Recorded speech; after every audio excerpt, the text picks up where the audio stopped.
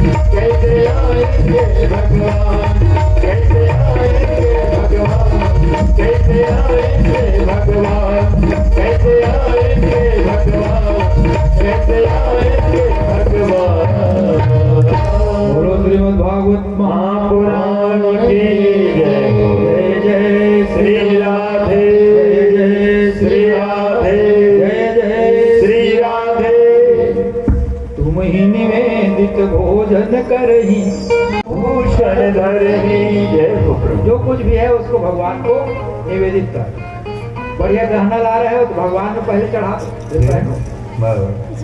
वस्त्र ला रहे हो तो भगवान को चढ़ा दो, उसके बाद पहनो।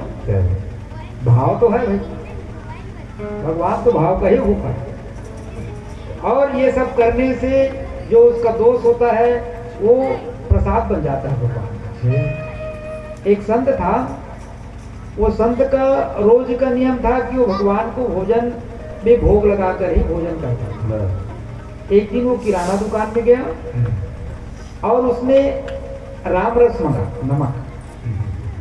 तो दुकान का जो एक नौकर था उसने उसको नमक के बदला जहर दे दिया, क्योंकि जहर का रंग भी सफेद था और पास में रखे हुए थे।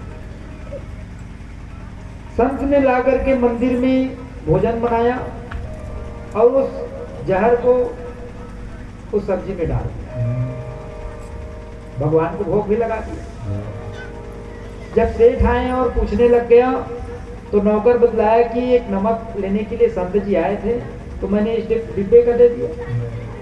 अरे तुमने तो अनर्थ कर दिया, ये तो जहर है। वो दौड़े दौड़े उस मंदिर में गए और संत जी से प्रार्थना करने लग गए कि मेरी जो नौकर है वो गलती से आपको नमक के बदले में जहर दे। तो संत जी कहने लग गए कि मैंने तो भगवान को भोग लगा दिया, और भगवान का जो भोग रहता है, जब मैं भगवान को उसको भोजन करा दिया, मतलब मैं भगवान का भोग को ही रोज खाता हूँ, मैं तो खाऊंगा ही। तो प्रार्थना करने लग गए उसमें जहर मिला होगा, मत खाइए। तो मेरे भगवान खा लिया मतलब मैं खाऊंगा ही। वो महंत ने उस भोजन को ग्रहण किया। 1 घंटा हो गया, 2 घंटा, 3 घंटा, 4 घंटा, वो संत जी को कुछ नहीं हुआ। लेकिन जो प्रतिमा थी मंदिर में, वो चट की आवाज से 2 भागों में बढ़ गया। कहने का मतलब क्या है, जो भोजन का दोष था, अन्न का दोष था, वो भगवान अपने में समाहित कर रहा है। वो अपने भक्त का कुछ होने नहीं दिया। तो अन्न को भोग लगाने से, कुछ भी भोग लगाने से अगर उसमें कुछ दोष है तो भगवान उसकी निवृत्ति कर देते हैं।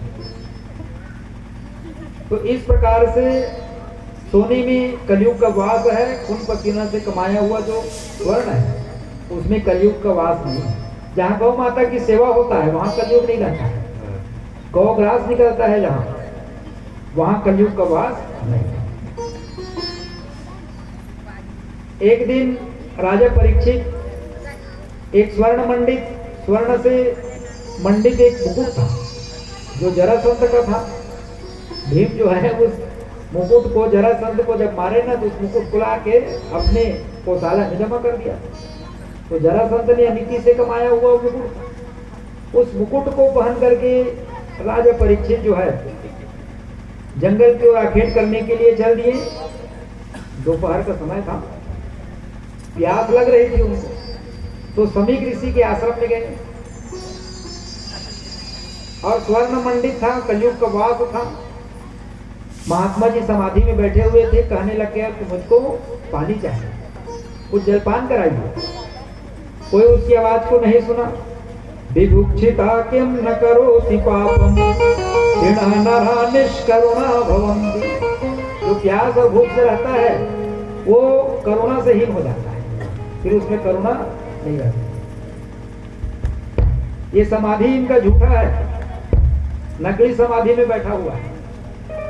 रामायण में भानु प्रताप की कथा जाती है ना, जो पाखंडी रहता है वो साधु ग्रुप बना करके बैठा रहता है, और यहाँ असली साधु को पाखंडी समझ रहे हैं। एक मरा हुआ सर्प था, धनुष की नोक से उठा करके समीक जी के गले में डाल। राजा चला गया। समीक ऋषि का जो पुत्र था श्रृंगी जी, जो कौशिकी नदी में स्नान कर रहे थे, उन बच्चों ने बताया कि एक राजा आया था और आपके पिता का अपमान किया।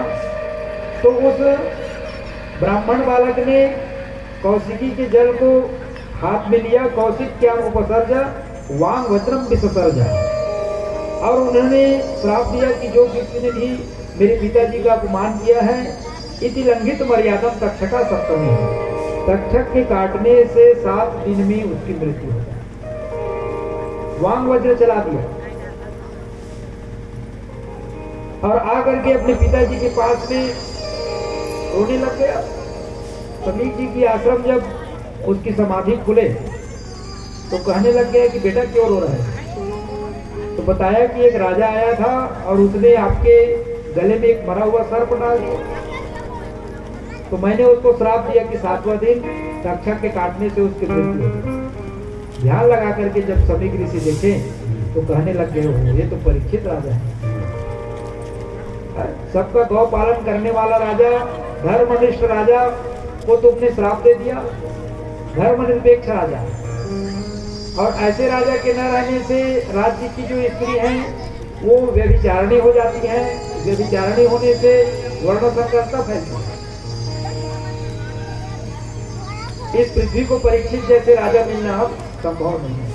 अपने गौरमुख नाम के शिष्य को भेजे हैं कि राजा परीक्षित को बता देना कि उनको श्राप मिला।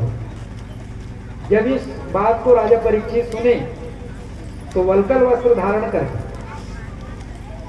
गंगा के तट पर आए। गंगा के तट पर ही क्यों आए? आपको तो नदियां है ना तट, गंगा के तट पर काबर है, क्योंकि नदियों में गंगा ही सर्वश्रेष्ठ है। जो रोज गंगा जल का पान करता है, क्योंकि ये भगवान का चरणामृत है, भगवान के चरणों से निकली, तो ये भगवान का चरणामृत है गंगा मैया। तो गंगा का चरणामृत लेने से अकाल मृत्युहरणम सर्वव्याधि विनाशनम कृष्ण पादोदकम तस्मै पुनर्जन्मति न विद्यते। अकाल मृत्यु नहीं होता है चरणामृत ग्रहण करने से, सर्वव्याधि विनाशनम बड़े रोग नहीं होता है, कृष्ण पादोदकम तस्मै पुनर्जन्मति न विद्यते, और जिस मृत्यु लोक में आना नहीं पड़ता। इतना चरणोदक का गंगा जल का महत्व है। और गंगा के दर्शन से ही मुक्ति है, इन्हें बहुत दूर की बात है। कई हजार वर्षों से रखा हुआ हड्डी है, राख है, वो भी अगर गंगा जी में प्रवाहित कर दिया जाए तो उसको भगवान के दर्शन से ही मिलता है। तो गंगा जी की महिमा है। अन्य नदियों में आत्महत्या करने से आत्महत्या का दोष लगता है, सर्पदंश से, वृक्ष के गिर करके मरने से, आत्मदाह करने से, ये सब आत्महत्या का है। लेकिन गंगा में अगर कोई अपने प्राणों की बलि देता है तो उसको आत्महत्या नहीं मानेगा। नमामि गंगे तव पाद पंकजम सुरासुर वंदित दिव्य रूपम भुक्तिम च मुक्तिम च ददासि नित्यम भवानुकारं सदा नराणाम।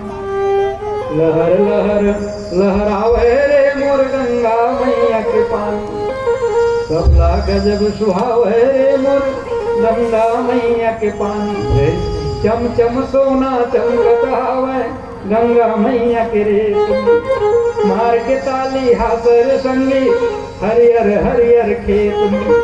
बड़े बिहनियल नाचर धरती पहिर के उगरा धामी रे, लहर लहर लहरावे रे मोर गंगा मैया के पानी रे। ओ गंगा मैया, उस गंगा के तट में राजा परीक्षित गए हैं। और राजा परीक्षित को जब सुने कि श्राप मिला हुआ है तो अनेक प्रकार के ऋषि महात्मा संत जो है जाकर के राजा परीक्षित से मिलने लगे। अनेक प्रकार के ऋषि जो है वहां मिलने लग गए, सबसे प्रश्न करने लग गया कि जिसका अंतिम समय हो उसको क्या करना चाहिए। उसी समय भगवान का ही अवतार, शिव जी के अवतार के स्वरूप में 16 वर्षीय सुखदेव जी स्वामी जो वहां पर पधारने लग गए। कैसा स्वरूप बतलाया गया है? तस्त्रा भवन भगवान व्यास पुत्रो यदृक्षया गामटमान पिक्षया अलक्ष लिंगो निजलाव तुष्टो प्रतश्च बालेर अवधूत वेशा। तस्त्रा भवन, उसी समय भगवान ही प्रकट हो गए, ना जाने किस वेश में नारायण मिल जाए। अनेक रूप आया, विष्णवे प्रभु विष्णवे। तत्र भवन अध्यक्ष लिंगो, जिसमें स्त्री और पुरुष का कोई भेद ही नहीं है, जो कोपिन भी धारण नहीं किया हुआ है। ऐसे 16 वर्षीय सुखदेव जी स्वामी उस गंगा के तट में पधारे हैं। सब धृष्टवर्षम सुकुमार पादम निगूढ़ जत्रु पृथक्षसा, सरहरा बदन है और भूरी बड़ी बड़ी आंखें, भूरी भूरी केश है, दिगंबर विकर्ण वेशे, केस खुले हुए हैं, बहुत बड़ी बड़ी भुजाएं हैं, दिव्य आभा मंडल चमक रही है, घुंघराले बाल है। अनेक सुंदरियां और छोटे छोटे बालक जो है उनके पीछे पड़े हुए हैं। जैसे गांव में कोई आ जाता है ना, भैया बुधा लेकर पीछे पड़े हुए, तो सुखदेव स्वामी स्वप्न नागा बाबा करके सब उनके पीछे पड़े हुए हैं। नागा बाबा है, नागा बाबा है। आकर के स्वर्ण का सिंहासन रखे हुए थे परीक्षित जी ने। उस स्वर्ण के सिंहासन में सुखदेव जी जो है विराजित हो। परीक्षित ने उनका पूजन किया। जितने भी कई हजार वर्षों के जो साधु संत थे, उम्र में बड़े थे, सभी ने उठ करके सुखदेव जी को प्रणाम किया। और राजा परीक्षित को मृत्यु को सुधारने के लिए आए हैं। पहले राजा परीक्षित के ऊपर एक ब्राह्मण ने ही ब्रह्मास्त्र छोड़ा था स्वस्थापन। तो भगवान ने गर्भ में उनकी रक्षा करने के लिए गया, ब्रह्मास्त्र को शांत कर दिया। और आज वाणी से ब्राह्मण ने उनको श्राप दिया है। तो वाणी से ही उनको भगवान की कथा सुनाने के लिए सुखदेव के रूप में भगवान ही विराजित है। भगवान ही सुखदेव है। हरि की कथा सुनाने वाले, हमको राह बताने वाले, तुमको लाखों प्रणाम, तुमको लाखों प्रणाम, तुमको लाखों प्रणाम, तुमको लाखों प्रणाम। हरि की कथा सुनाने वाले, प्रभु की बात बताने वाले, तुमको लाखों प्रणाम, तुमको लाखों प्रणाम, तुमको लाखों। बोलो श्रीमद् भागवत महापुराण की जय। जय जय श्री राधे, जय जय श्री राधे, जय जय श्री राधे। महाराज परीक्षित ने सुखदेव जी का पूजन किया और कहने लग गया कि आप जैसे महात्मा के तो दर्शन और स्मरण मात्र से जीव के जन्म जन्मांतर के कल्प कल्पांतर के जितने भी पाप हैं वो जल करके भस्म हो जाते हैं। और कहीं आप जैसे महात्माओं का चरणोदक घर में गिर जाए तो फिर तो कहना ही क्या।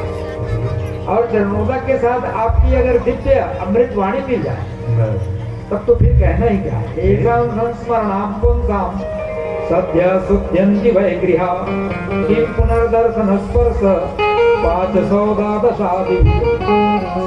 प्रणाम करके कहने लग गए भगवान ने दिव्य इस मानव का हमारे ऊपर कृपा करके मानव का तन दिया।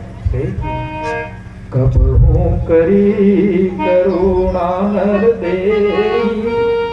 देते ईश बिनु हेतु सने। भगवान ने हमको मानव का हमारे ऊपर कृपा करके तन दिया और हमने इस मानव के तन को पा करके विषय वासना और खाने कमाने में ही जीवन को अपना व्यर्थ बना। तो परीक्षित प्रश्न करने लग गए कि मृमाणस से किम कर सकते हैं, जिसका मृत्यु निकट हो उसको क्या करना चाहिए। और ये प्रश्न जो है हम सबके लिए है, परीक्षित के लिए प्रश्न नहीं है, क्योंकि 7 दिन में हम सबको मरना है। वही मंगलवार शुक्रवार बुधवार। पहला प्रश्न निकला सुखदेव जी के मुख से, वर्यानेषु ते प्रश्न कृतो लोकहितो नृपा। वह अक्षर निकला सुखदेव जी के मुख से। ये ब्रह्म का बीज है। तुलसी बाबा ने जब रामायण की रचना किया तो सबसे पहला अक्षर क्या है उनका, वर्णानाम अर्थ संघानाम रसानाम छंदसामपि मंगलानाम च कर्तारो वंदे वाणी विनायको। वह सही संकुचित है। और अंतिम अक्षर क्या है, दोहयंती मानवा, वह भी अंतिम अक्षर है। तो कहने लग गए कि राजन आपके लिए तो 7 दिन बहुत है। एक सूर्यवंशी राजा था खडवांग। देवताओं ने देवासुर संग्राम में गए थे तो देवताओं से पूछने लग गया कि मेरा कितना उम्र बचा है। तो कहने लग गए कि राजन आपके लिए तो 1 मुहूर्त बचा है। 1 मुहूर्त मतलब 2.5 घंटा। और राजा खडवांग को तो 2.5 घंटे में 1 मुहूर्त में ही उसको मुक्ति मिल गई। आपके लिए तो 7 दिन बहुत है। डॉक्टर के पास जाओ ना और दिखाओ, और डॉक्टर अगर प्रेम से बोलते नहीं कोई घबराने की बात नहीं है, बस ठीक हो जाएगा, तो मरीज की आधा जो बीमारी ऐसी ठीक हो जाता है। और पहले डॉक्टर अगर डरा दे तुमको वहां जाना पड़ेगा, ये चेक कराना पड़ेगा, तो ऐसे ही वो जो है कांपने लग जाता है, क्या होगा भैया। तो राजा परीक्षित की आधा जो समस्या थी वो तो कहने लग गए कि राजन 7 दिन तो आपके लिए बहुत है, आपको मुक्ति मिल जाएगी। इसीलिए श्रोतव्य कीर्तितव्य स्मर्तव्य सेवा। सबसे पहली चीज है कि भगवान की श्रोतव्य कथा सुनना चाहिए। कथा सुनने से क्या होगा कि भगवान को जानोगे। जाने बिन होई प्रतीति, बिन प्रतीति होई नहीं प्रीति। लोहा बहुत कड़ा रहता है, लेकिन जब उसको आग में क्या करते हो, तपाते हो, उसमें लालिमा आती है, द्रव्यता आ जाती है, तो उसको जो चाहे वो बना लो। उसी प्रकार से ये जो मन है, ये मन निष्ठुर है।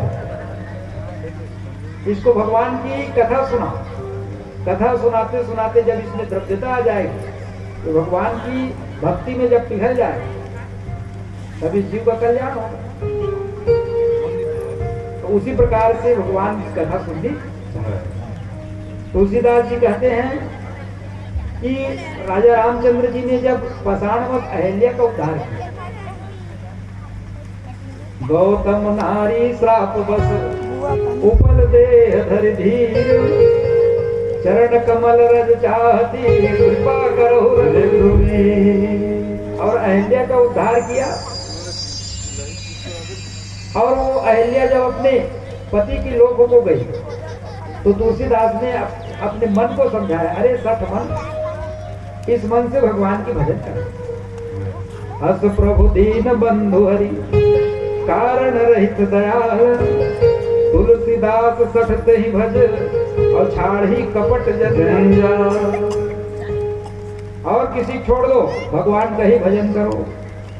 श्वास श्वास पर कृष्ण भज, वृथा श्वास नहीं खोय, ना जाने यहाँ श्वास की आवन हो। ये श्वास डबल आएगा कि नहीं आएगा, कोई ठिकाना थोड़ी है। इसीलिए प्रत्येक श्वास में भगवान की भक्ति करो, नाम लेते रहो।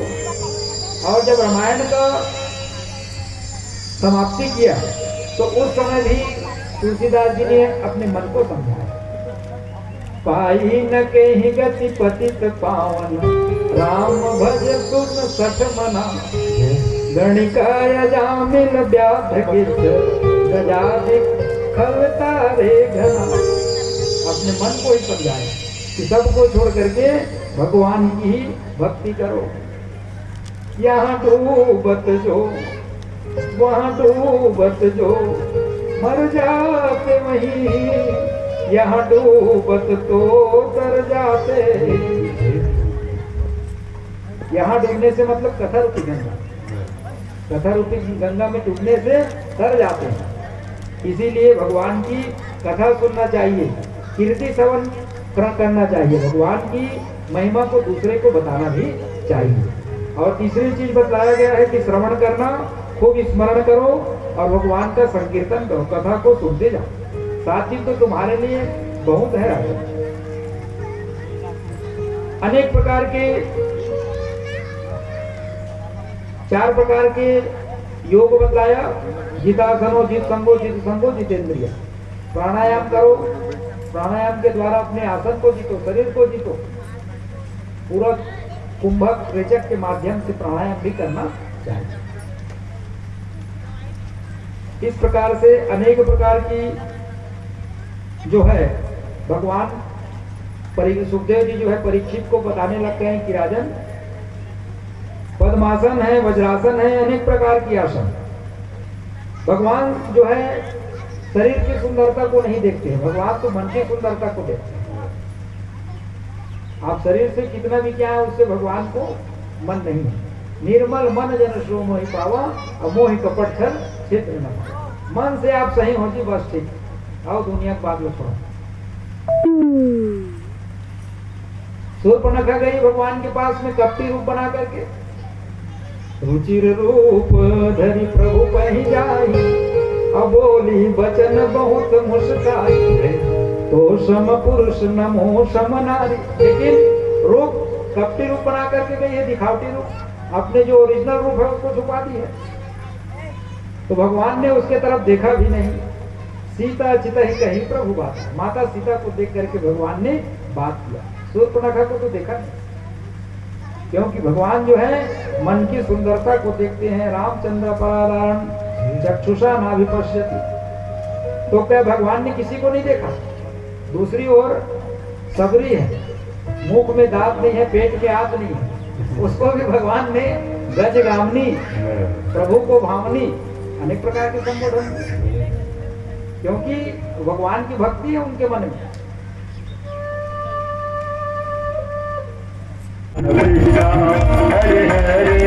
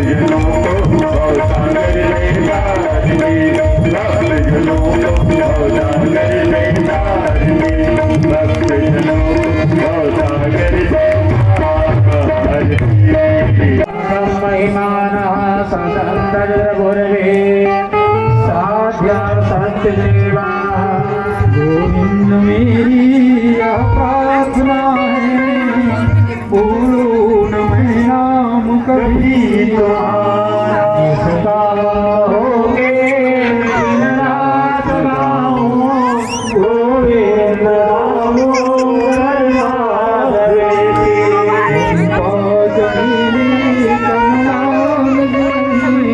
गुलाब बेला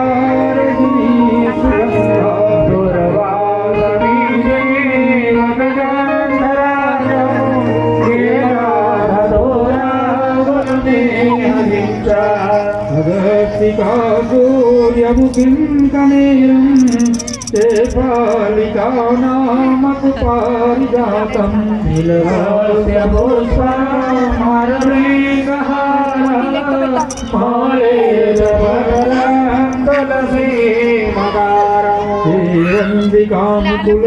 तुलचंदुपाटलाब्जे उन्नागजाति करवीर रसाल पुष्पे बिल्वा प्रभाव तुलसीधर वंदने में स्वामो जयामि जगदीश्वर में सुशीला नाना सुगंध पुष्पाणि यथा कालो भवानि च निर्मलरत्नं गृहाणां परमेश्वर नारायणाय नमः। प्रार्थना पूर्वकं नमः समर्पयामि।